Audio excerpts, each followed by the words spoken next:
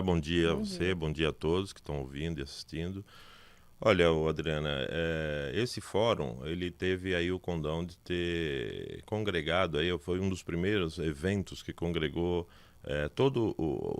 os municípios da Baixada Santista em torno de um assunto que é de extrema importância, que é a atividade retroportuária. Todo mundo se fala da atividade portuária, como você mencionou, que é aquela feita mais na linha da água, na sua grande maioria, tem algumas coisas alfandegadas fora, mas a grande maioria na linha d'água. E o retroporto é uma atividade que ela supre as necessidades do porto. Então, sem o retroporto, a atividade portuária ela Não fica existe, né, incipiente, praticamente. entendeu? Então, o fórum ele teve esse condão de agregar todos os agentes, todos os atores, seja do setor público, seja do setor privado, e as instituições, as entidades representativas, para que a gente consiga aí discutir uma discussão mais uniforme, uma discussão mais padronizada, acompanhando a evolução de tudo que está acontecendo aí em termos de investimento, em termos de não só investimentos públicos, mas investimentos privados Privado. nas licitações, nos terminais, que isso vão ter impactos, já causam, né, impactos hoje, vão ter impactos com o início das obras e com a implementação, impactos substanciais aí, seja na mobilidade urbana, seja na questão ambiental. Então, o fórum ele teve esse objetivo e realmente teve uma aceitação muito boa. A gente entendeu que o reflexo aí do resultado do fórum foi muito bom, foi muito bem aceito, e a nossa ideia é ir para frente com esse assunto, com essas discussões. Bom dia, Adriana. A BTTC ela tem acompanhado com bastante atenção a questão da evolução das áreas portuárias, né? E a gente tem aí em vista o arrendamento, o Tecon Santos 10, que vai ampliar a capacidade do porto, os recordes sucessivos que o Porto de Santos vem batendo, né? E aí surge uma discussão, né?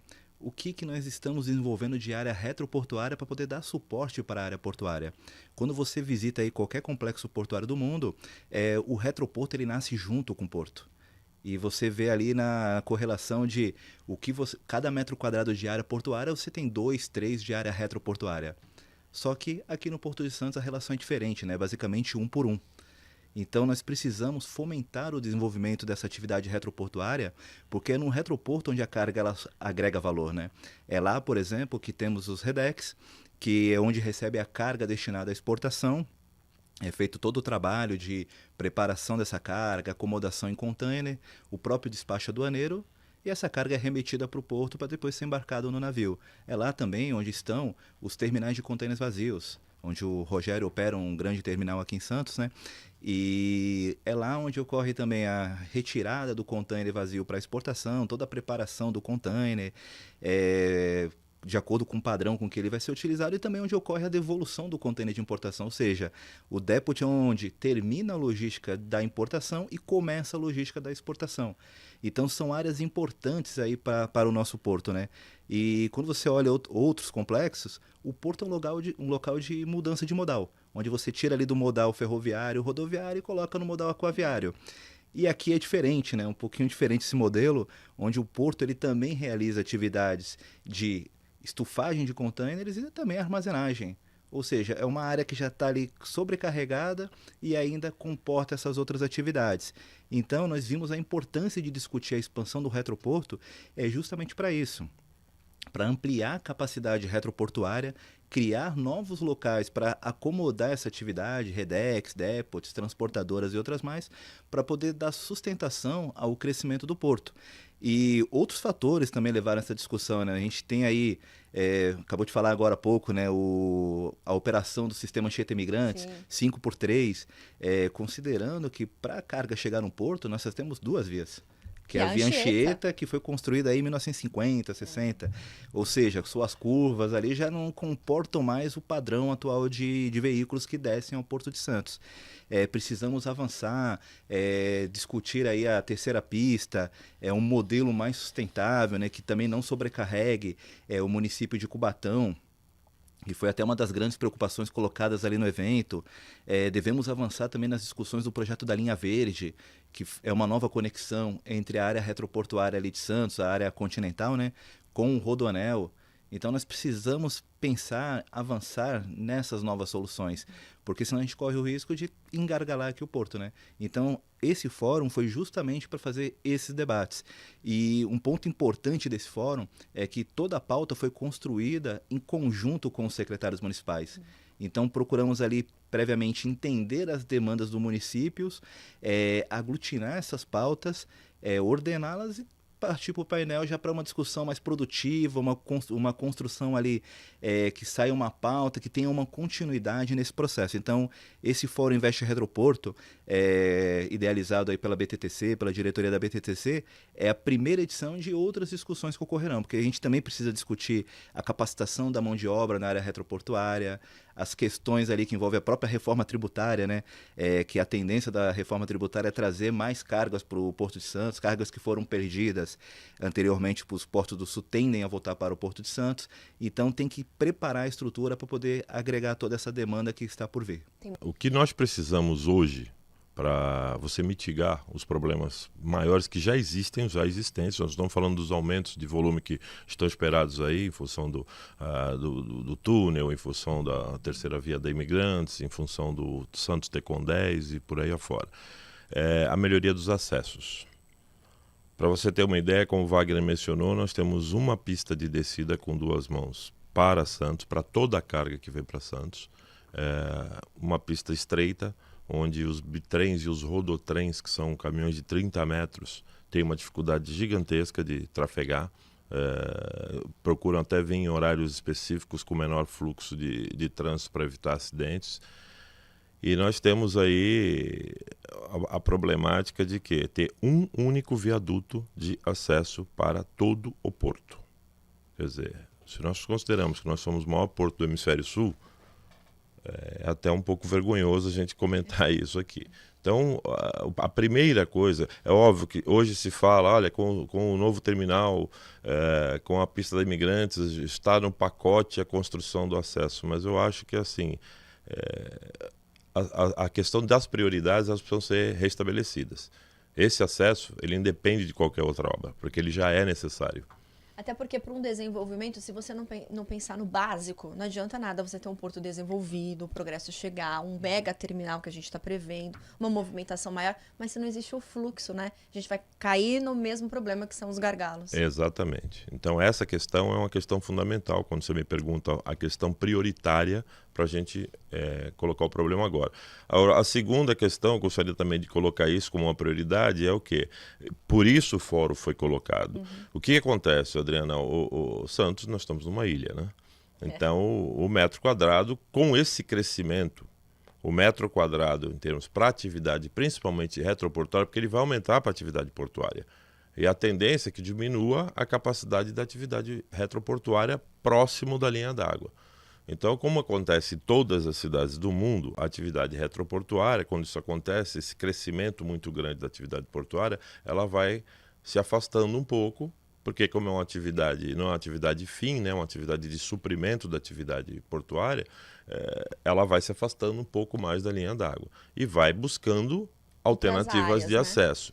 Então a gente trouxe os municípios para discutir isso, porque nós temos aí a área continental de Santos, a área continental de Guarujá, a área continental de São Vicente, que é muito ampla. muito. De Praia Grande, né? De Praia Grande, alguma parte, porque estão na mesma rodovia ali, na Padre Manuel.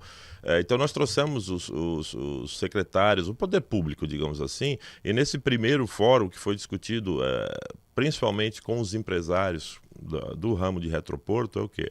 A parte de licenciamento ambiental, que é uma parte, nós estamos aí no pé da Serra do Mar, então é sensível, é extremamente sensível, e também a parte da mobilidade. Ou seja, o que os municípios, eles querem entrar nessa atividade, digamos assim, retroportuária. Eu não estou falando tanto de Santos, Cubatão e Guarujá, que já tem uma atividade retroportuária pujante aí, né? Mas, por exemplo, São Vicente ainda está incipiente nisso, está iniciando. Então, e tem, como você disse, um potencial gigantesco.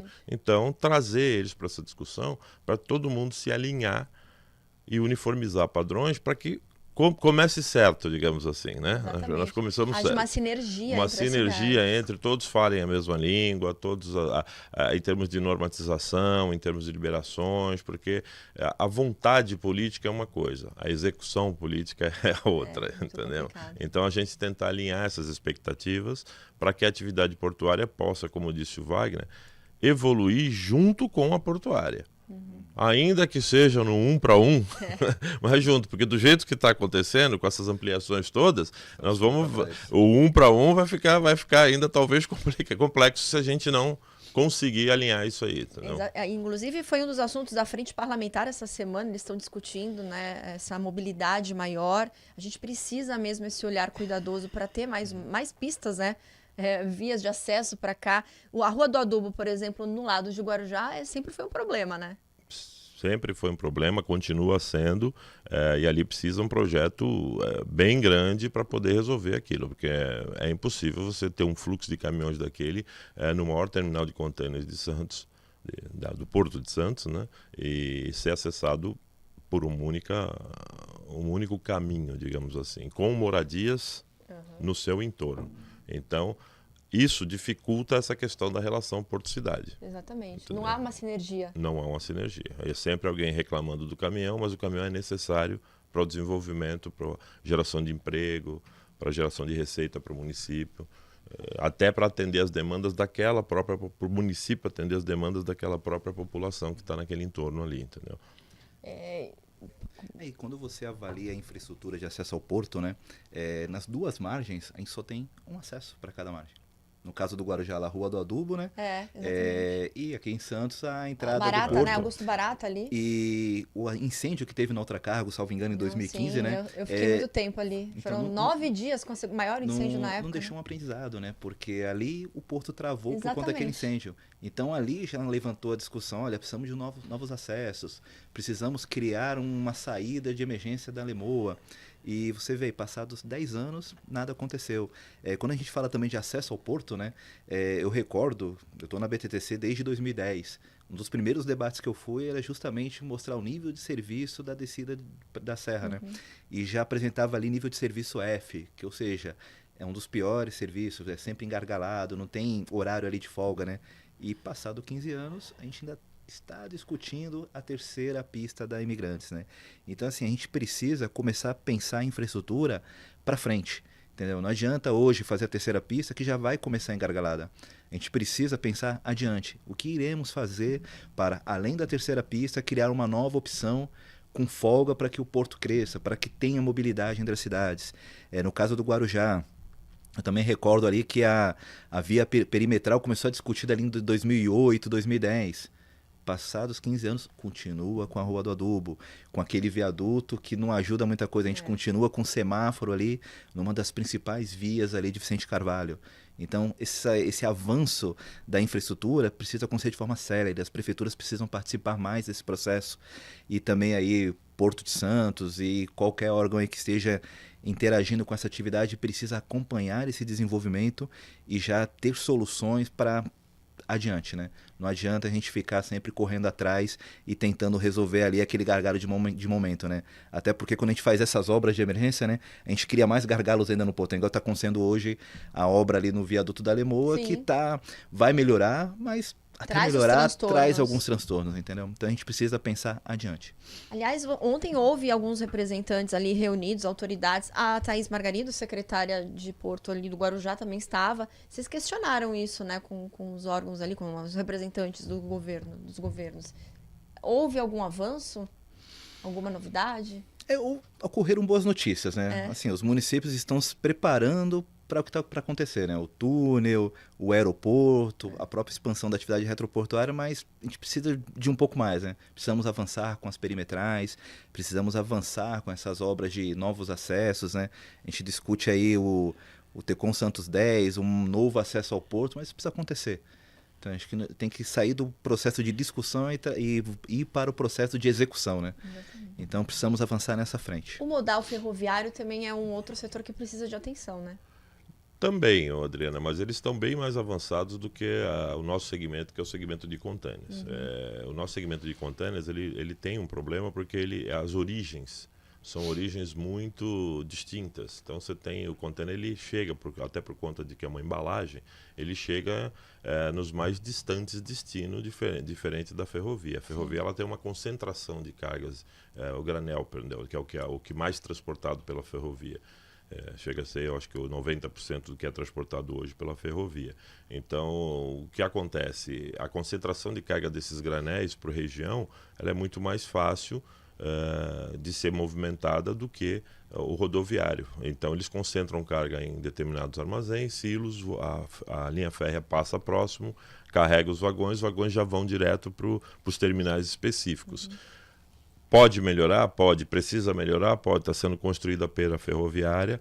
Isso já é um avanço absurdo, entendeu? Vai ajudar com passagem de níveis, de eliminação de gargalos de manobra de trem. Isso impacta também no rodoviário, né? Porque você sabe que tem alguns pontos aqui que a linha férrea cruza ainda a avenida perimetral, né? Isso vai ajudar muito, mas a nossa preocupação bastante célere é de resolver o problema do container, porque o container é um problema muito maior no sentido de diversos tipos de impactos que ele causa, entendeu? Então é importante isso. Eu estive nesse fórum de ontem, aí comentando a sua colocação, o poder público, como eu falei na fala anterior, ele tem muita vontade, mas entre a vontade política e a execução precisa ter uma maior velocidade. Né? E como o Wagner falou, o planejamento. Eu vou dar um exemplo clássico. Nós temos um terminal muito bom, ainda é a área continental de Santos, é a DP World, né? Mas você não tem um viaduto que saia da DP World direto para a rodovia. O caminhão... E ali seria estratégico. Então você veja, o caminhão ele disputa com quem vai para o Guarujá, com quem vai para o litoral norte. É o mesmo fluxo de tráfego. Para sair do DP World e voltar para Cubatão ou Santos, o cara tem que ir até o trevo lá na frente, com todos aqueles carros que estão indo para o litoral norte, o pessoal de final de semana. Quer dizer, isso até surge a questão, vamos falar até em termos de mobilidade, da segurança do trânsito. Sim.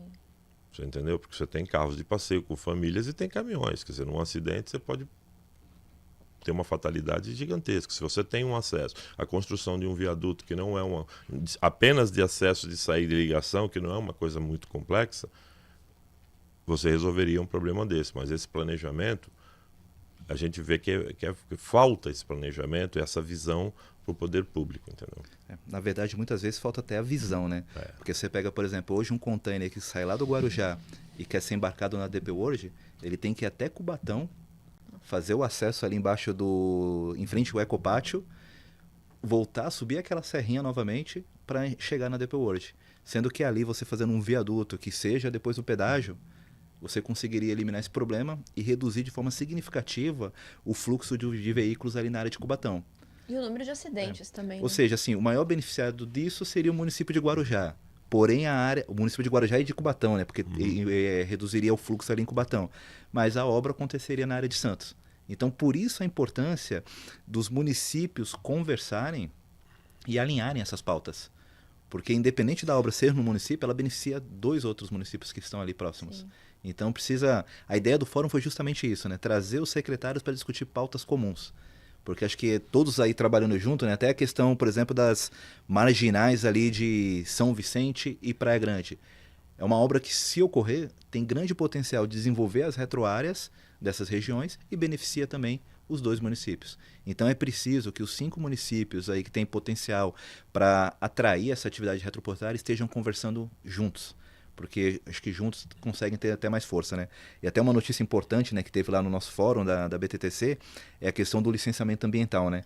Que os municípios estão avançando para criar uma agência aqui no litoral para dar maior celeridade a esse processo.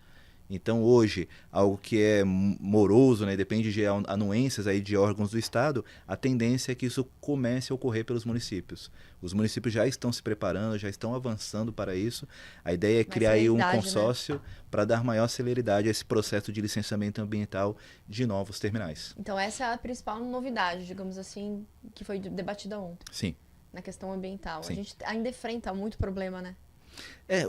Foi até um ponto importante colocado lá no fórum, né? O processo de licenciamento ambiental, muitas vezes, ele é demorado.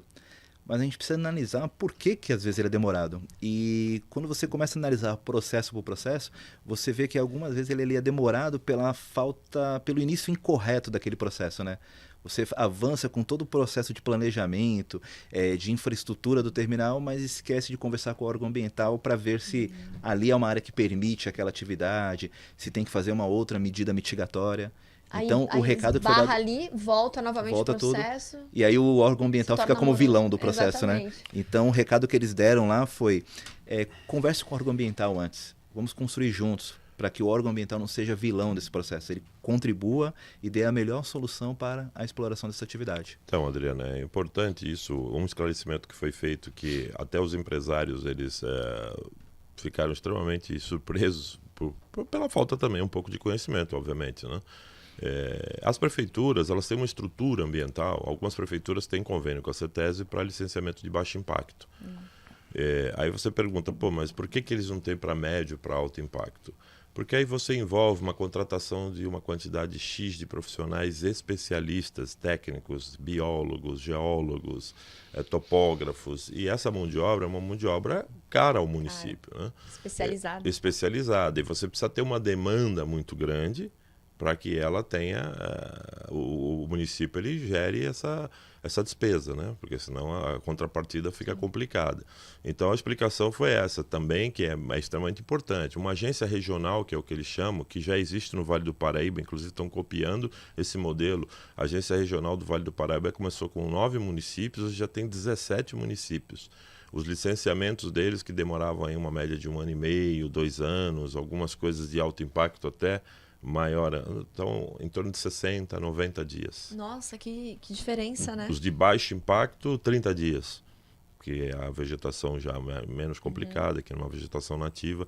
Então a agência regional, ela vai ter, além de ser conveniada com a CETESB, ou seja, dentro vai respeitar todos os parâmetros da legislação, ela pode, todos os municípios juntos, ter autonomia e contratar esses técnicos num rateio de despesas que fica bom para todo mundo e atinge o objetivo nosso, que somos empresários, de ter a demanda atendida de uma maneira mais rápida. Porque você imagina, você vai fazer um empreendimento, você tem um investimento a fazer, você não sabe, é um tiro no escuro, você não sabe, aí você não vai colocar dinheiro seu ali, você não vai investir se você não souber se o resultado vai ser positivo.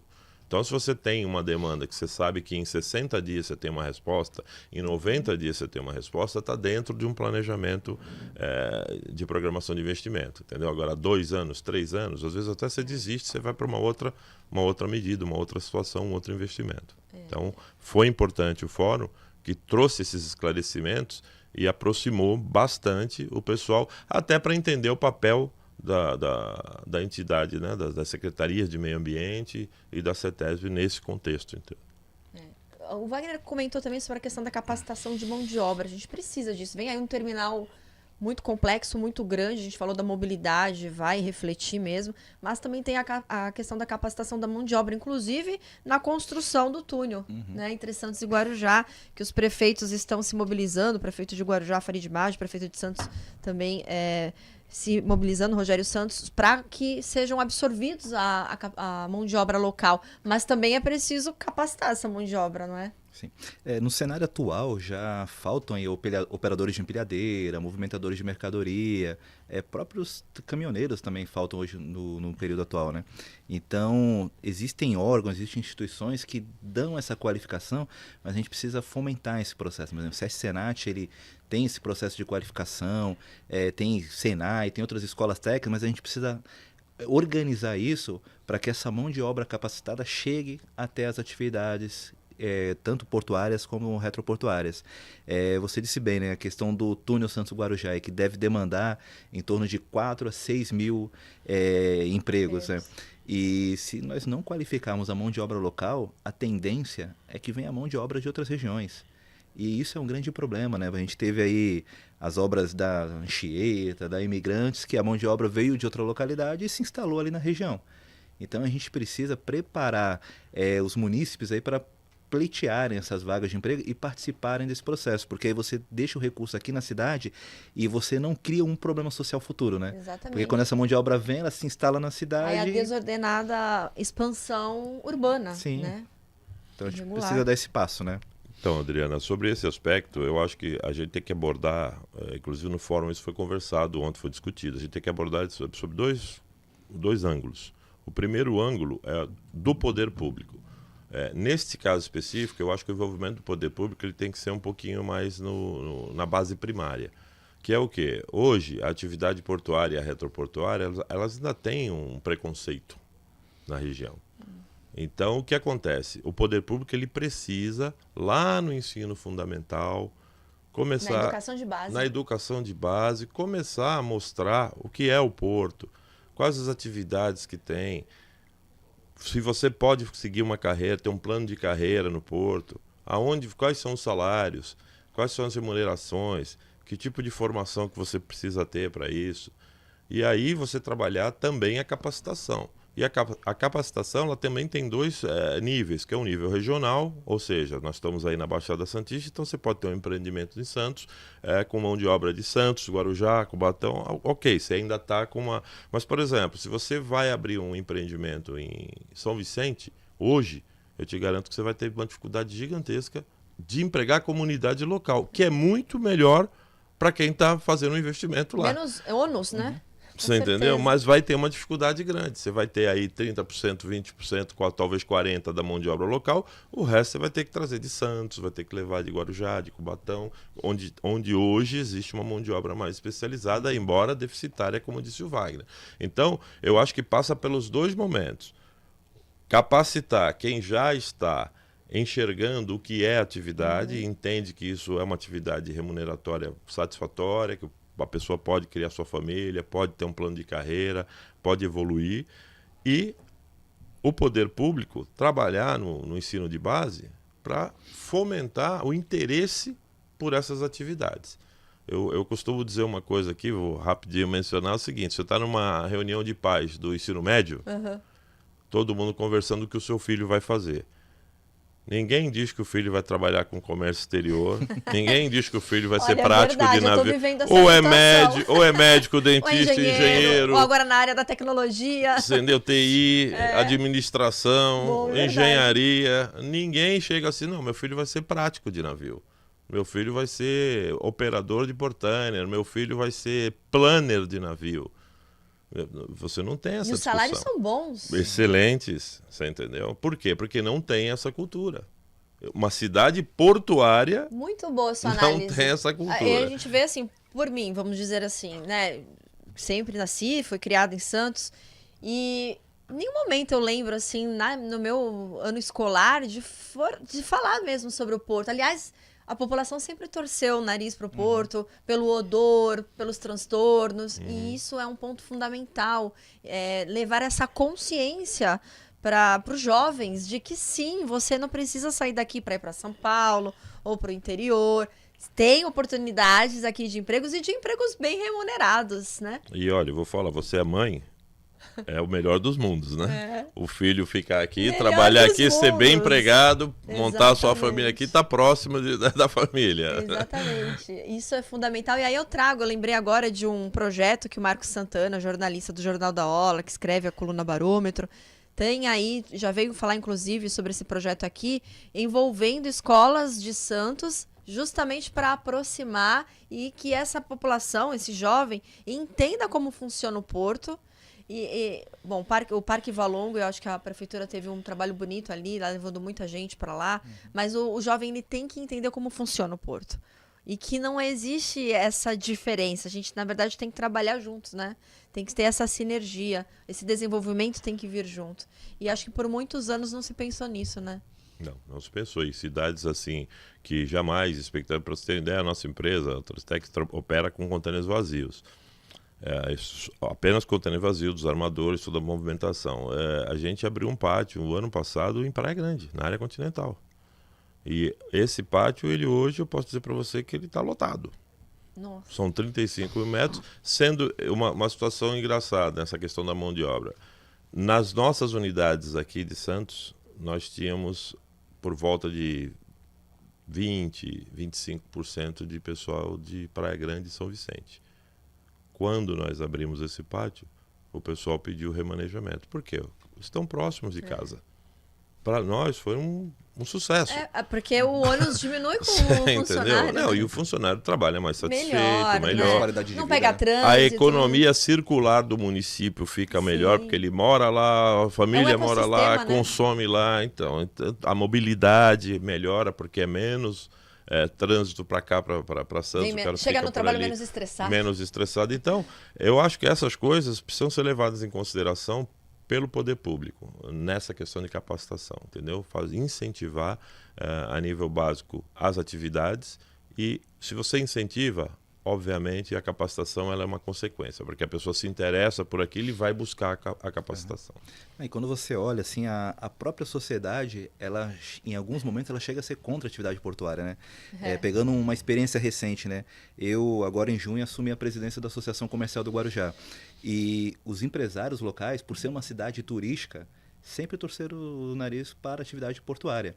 E até assim, um dos primeiros atos que eu fiz lá depois de eleito foi trazer a minha diretoria e os conselheiros para conhecer a autoridade portuária, conhecer o que acontece no porto, conhecer os planos para os municípios, os investimentos previstos.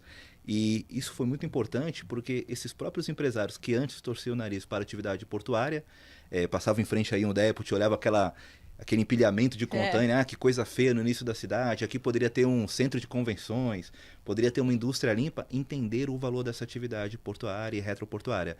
Então aí já começaram a incentivar que essas empresas se instalem, só que hoje, por exemplo, você tem ali a área de São Vicente, a área do Guarujá, que são áreas com grande potencial de atrair essa atividade, de ocorrer novos investimentos. Você precisa fazer com que aquelas áreas se desenvolvam de forma ordenada. Exatamente. Então, eu vou te falar que é verdade que eu já fiz matéria lá e o pessoal da área continental torce o nariz porque tem medo do progresso, mas é preciso da infraestrutura, né? Então precisa os municípios ficarem atentos a esse movimento e começarem a organizar essa atividade. Pegando o exemplo do Guarujá, né, que é onde eu resido também, né? Você vê ali surgirem terminais de container de um dia para a noite, né? E não tem uma análise da prefeitura em relação ao impacto que aquilo vai causar, né? Então, por exemplo, hoje a gente falou da perimetral, você tem uma única via de entrada para o porto. Então não é pensado ali no próprio município defender, junto ao governo do estado, de melhorar aquele acesso na rodovia Piaçaguara-Guarujá. Impactos, por exemplo, terminais ali que tem que ir até o Morrinhos para fazer o retorno, os veículos. Muito transtorno. Não é pensado em fazer obras naquela região. Então, com esse fórum, e até a importante participação dos secretários ligados a essa pasta de desenvolvimento, já começou a abrir o olhar para essas obras importantes. Então a tendência, está até pegando um exemplo do Guarujá lá, né? Guarujá tem um grupo de empresários que se chama Movimento Guarujá 2034, que está pensando no planejamento da cidade para daqui a 9 anos, né?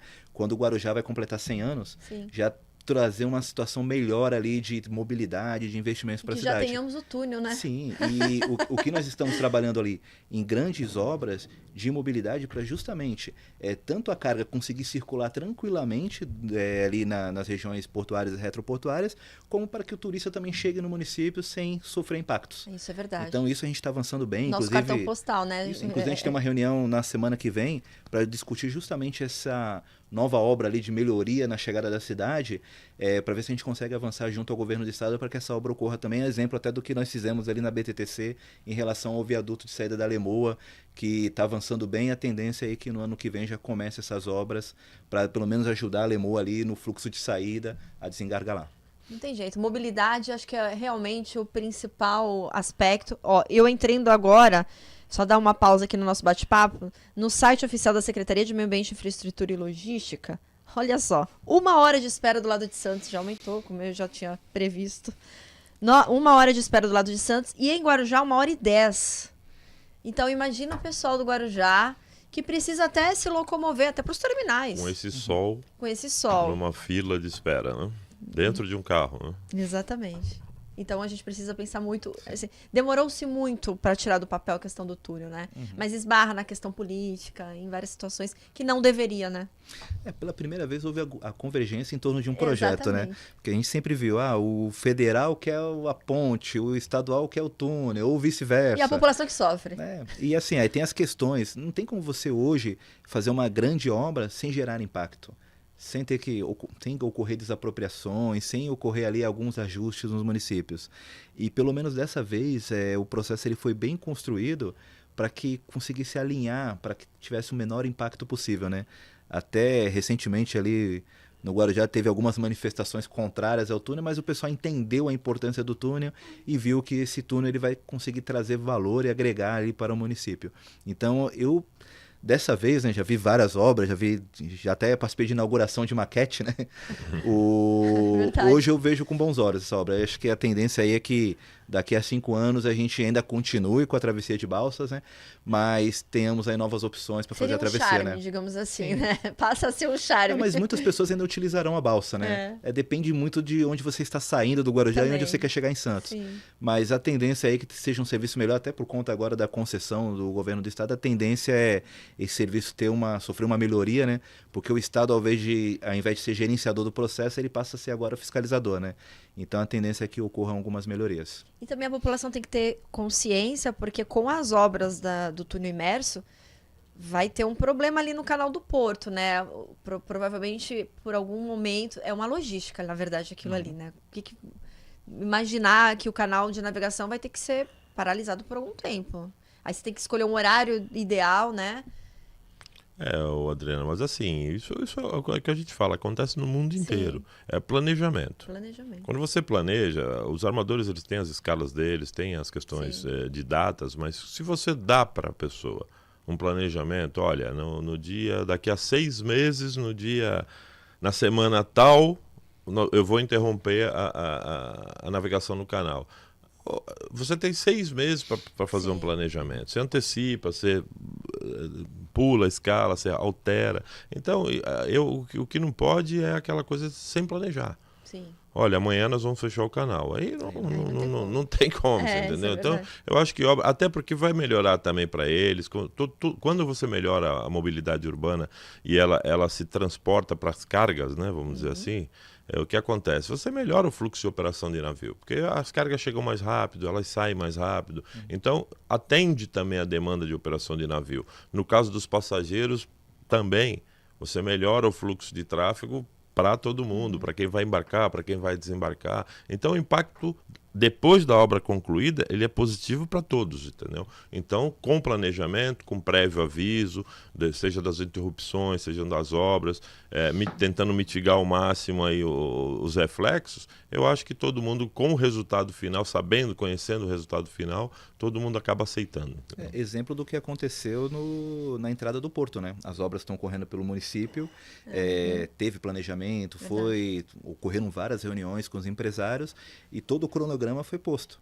Então, a cada momento, a cada atualização, a cada fase superada, ocorre uma atualização desse processo e os empresários ficam cientes ali. Então, ou seja, passamos pelo período da safra, né? E o impacto foi mínimo. Então, esse planejamento, esse aviso prévio a quem interage ali com a atividade é super importante para que o impacto seja o menor possível. Perfeito, é isso mesmo, tem que ter planejamento. Falando um pouquinho dos containers, você que trabalha com os containers, Rogério, eu queria que você falasse um pouquinho. Você acha que hoje as áreas de grande potencial, digamos aqui na Baixada Santista, seriam para a Grande São Vicente? Neste primeiro momento, sim. Porque são áreas, você ainda encontra áreas com potencial de licenciamento de baixo impacto, algumas que iniciaram um tipo de atividade de mineração que a gente chama, que é cava de areia, pedreira, fábrica de concreto, que chegaram no seu limite de viabilidade econômica. Então, vão ter situações em que essas áreas elas já não demandam de licenciamento ambiental porque a sua atividade já era licenciada e não existe vegetação, não existe mais nada. Então, a preparação desse solo para a atividade fica mais fácil. Então, e elas estão posicionadas exatamente nesses locais, entendeu? Então, Guarujá tem um potencial gigantesco também na sua área continental, vamos dizer assim, que é ali na margem da rodovia. Mas ainda são áreas com vegetação ainda, acho que de alto ou baixo impacto, de alto e médio impacto, que demandam de um estudo de licenciamento, viabilidade. A maioria são áreas particulares, tem pendências tributárias. Então, tudo isso precisa ser... É isso que eu te falo, que o poder público, as prefeituras, elas precisam atuar. Não é possível mais você ter uma área que potencialmente podia estar gerando receita, empregos, de vamos dizer assim, de um espólio ou de um proprietário que largou aquilo, está abandonado, não faz, não paga o IPTU, não vem e aquilo está parado. Então, as prefeituras elas precisam também entender esse contexto e ir atrás disso para poder fazer essas liberações. Mas hoje o potencial seria esse, por conta também do que, Adriana, da rodovia.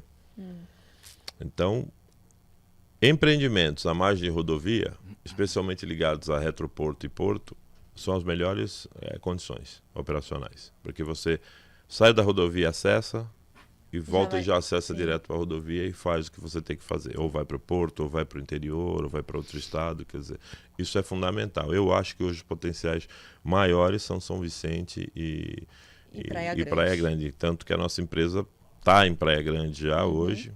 Começamos com 35 mil metros, estamos indo para 70 mil metros quadrados. E temos uma área já, adquirimos uma área em São Vicente, que fizemos um licenciamento de baixo impacto numa parte, já de 15 mil metros, e estamos licenciando uma parte de médio impacto de mais 20 mil, também mais 35 mil metros.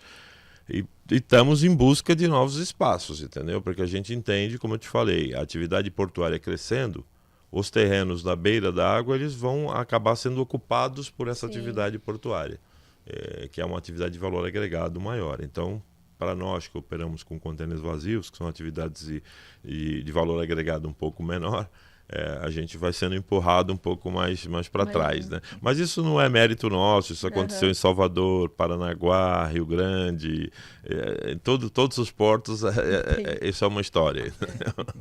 Segue a mesma linha. A mesma linha. Bom, eu quero agradecer, 7 horas e 58 minutos, estamos chegando ao final do Orla Notícias, então eu quero agradecer ao Wagner de Souza e também ao Rogério, que estiveram aqui presentes, falando mais sobre esse evento que aconteceu, sobre o Retroporto aqui na região, reunindo representantes, o Invest Retroporto, e deram aí todo um panorama do que a gente precisa fazer aqui na região para que haja uma sinergia melhor, para que haja um progresso, uma melhor mobilidade aqui na nossa região. Então eu quero agradecer Wagner e Rogério pela participação aqui no Orla Notícias. Obrigado, Adriana. Foi um prazer participar aqui do Orla Notícia.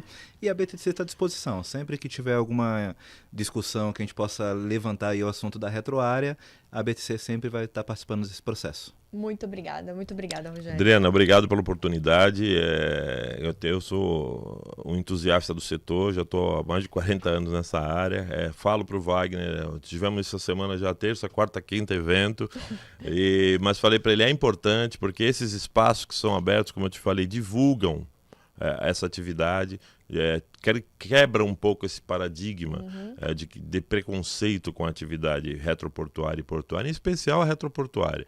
E trazem aí para a comunidade, para quem está assistindo, um novo olhar. Exatamente. Pelo menos ter uma atenção. Peraí, vamos dar uma olhada ali naquilo, entendeu? E é importante isso, porque cada vez com maior interesse, maior quantidade de pessoas nós vamos ter, melhor gente para capacitar, vamos ter cursos, estudos voltados para isso, porque o poder público começa também a olhar isso. Isso, para a nossa atividade, é de extrema importância. Mudar a perspectiva. Mudar a perspectiva.